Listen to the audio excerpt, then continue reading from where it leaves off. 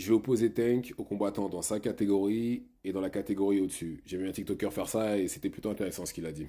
Emmanuel Navarrete contre Tank. Alors, Tank par KO et ça ressemblera sûrement au combat contre Leo Santa Cruz. C'est le même style de combattant. Tank Kambosos, KO de Tank. KO sûr et certain.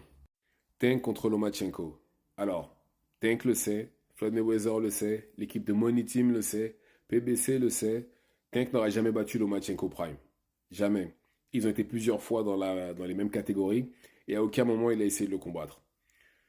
Cette version-là, non, mais la version actuelle, oui.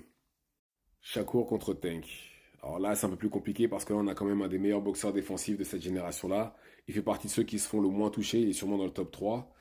Mais de l'autre côté, on a quand même Tank qui cogne très très fort. Alors l'inconnu là, c'est que, bon déjà, il ne s'est pas beaucoup touché, Stevenson, et on l'a jamais vu prendre une droite de quelqu'un de puissant. Donc c'est un peu compliqué. Mais voilà, les autres, les combattants puissants qu'il a affrontés, il a quand même réussi à éviter les coups, des coups qui auraient pu lui coûter cher. Donc pour celle-là, je vais peut-être dire, ouais, peut-être dire Shakur. Ouais, peut-être dire Shakur pour celle-là. Tank contre Pitbull Cruz, il a déjà battu avec une main.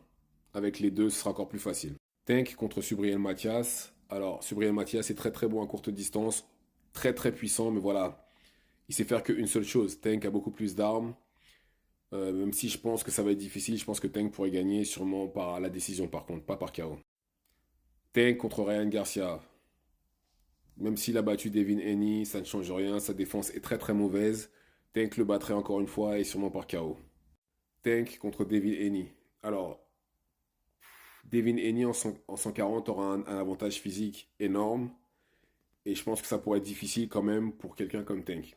Même si je pense que Tank est assez explosif et a assez technique pour pouvoir passer outre ce genre de problème.